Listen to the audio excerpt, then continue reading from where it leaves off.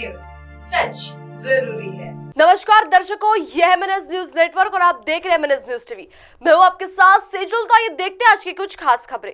एक नजर डालते हैं आज की हेडलाइंस की ओर। तेजस्वी ममता केजरीवाल को उठा सकती है जांच एजेंसियां, डॉक्टर मनोज झा।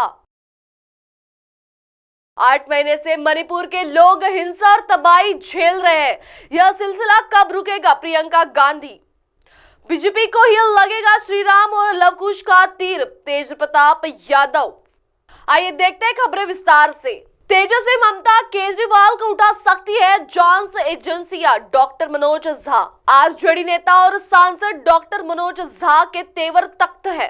उन्होंने ऐलान किया कि 22 जनवरी तक केंद्रीय जांच एजेंसियां जैसे सीबीआई और ईडी हाइपर एक्टिव रहेगी। ये विपक्षी नेताओं को परेशान करेगी। मनोज झा ने कहा कि मैं यह बात ऐसे ही नहीं कर रहा हूँ, गुप्त जानकारी मिली है, अपने होश हवास में मैं यह बात कह रहा हूँ।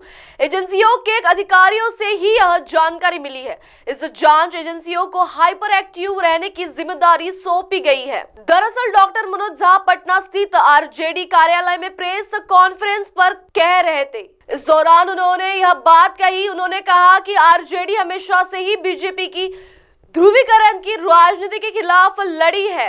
हम लाभ हानि की राजनीति नहीं करते। आज से 22 जनवरी तक सीबीआई और ईडी हाइपर एक्टिव रहेगी। अगले 4 महीनों तक विपक्ष के नेता इन एजेंसियों के निशाने पर होंगे। बीजेपी के निर्देश पर ये एजेंसियां अपने आकाओं को खुश करेगी। हो सकता है कि तेजस्वी यादव, ममता बनर्जी और अरविंद केजरीवाल जैसे नेताओं को उठा लिया जाए। आपको बता दें कि 5 जनवरी को तेजस्वी यादव से ईडी पूछताछ कर सकती है।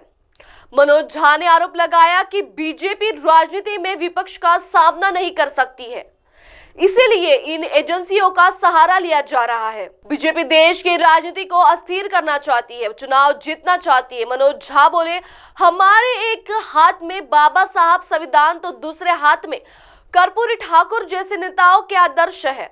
आइए बढ़ते अगली खबर की ओर।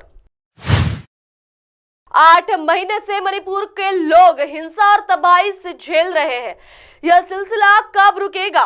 प्रियंका गांधी। मणिपुर में बीते कई महीनों से हिंसा जारी है। हिंसा को लेकर विपक्षी दलों की तरफ से सरकार पर निशाना साधा जा रहा है। इस बीच कांग्रेस महासचिव प्रियंका गांधी ने सरकार पर निशाना साधा है। उन्होंने कहा कि सरकार को अब बिना देर किए मणिपुर के सभी पक्षों से बातचीत करेंगे। उन्हें विश्वास में लेकर स्थिरता और शांति लाने के लिए ठोस कदम उठाने की कोशिश करेंगे। प्रियंका गांधी ने एक्स पर लिखा कि मणिपुर में 4 लोगों की हत्या कर दी गई, कई लोग घायल हैं, कई जिलों में कर्फ्यू है।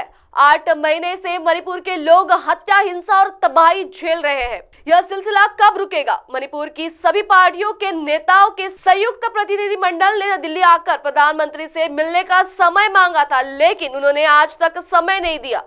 इसके साथ ही कहा, न वे मणिपुर गए, न मणिपुर के बारे में बात की, न संसद में जवाब दिया, न कोई एक्शन लिया। क्या मणिपुर को यही नेतृत्व चाहिए या विज्ञापनों की ताकत महान बताने का लिए पर्याप्त है? सरकार को अब बिना देर किए मणिपुर के सभी पक्षों से बातचीत करके उन्हें विश्वास में लेकर स्थिरता और शांति लाने के लिए ठोस कदम उठाने शुरू करने चाहिए। आइए बढ़ते अगली खबर की ओर। बीजेपी को ही लगेगा श्री राम और लवकुश का तीर, तेज प्रताप यादव। बिहार सरकार में मंत्री और आरजेडी सुप्रीमो लालू प्रसाद यादव के पुत्र तेज प्रताप यादव ने एक बार फिर बीजेपी पर निशाना साधा है। बीजेपी द्वारा लवकुश रथ यात्रा निकालने की पर उन्होंने कहा कि लवकुश और श्री राम का तीर बीजेपी को ही लगेगा, जैसे कर्नाटक चुनाव में बीजेपी को हनुमान जी की गदा लगी थी। पत्रकारों ने पूछा कि बीजेपी द्वारा लवकुश रथ यात्रा निकाली जा रही है, तो इस पर आरजेडी नेता व वन पर्यावरण मंत्री तेज प्रताप यादव ने कहा कि लवकुश को बीजेपी वालों के साथ कोई भी समाज नहीं है। बीजेपी वाले पहले राम को आगे करके राजनीति करते हैं और अब राम जी के पुत्र लवकुश को आगे कर रखे राजनीति कर रहे हैं। मंत्री तेज प्रताप ने कहा कि कर्नाटक चुनाव में भी बीजेपी वाले हनुमान जी के नाम पर चुनाव में उतरे थे और उनको ही हनुमान जी की गदा लगी थी। इस बार भी ये लोग राम जी और उनके बेटे को लेकर राजनीति कर रहे हैं। इस बार भगवान राम का तीर धनुष बीजेपी को ही लगेंगे। तेज प्रताप यादव ने कहा कि जब से ईडी गठबंधन बना है तब से ही लोग डरे हुए हैं। देश की जनता ईडी गठबंधन को पसंद कर रही है।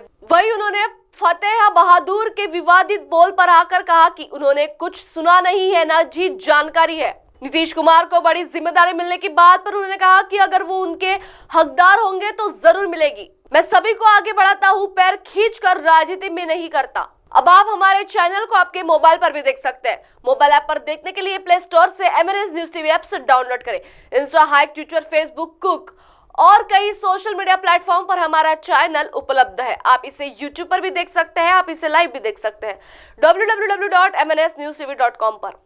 अब वक्त हो चला दर्शकों ब्रेक का। ब्रेक से लौटने के बाद देखिएगा देश और दुनिया की तमाम बड़ी खबरें। बने रहिए MNS न्यूज टीवी पर। नमस्कार।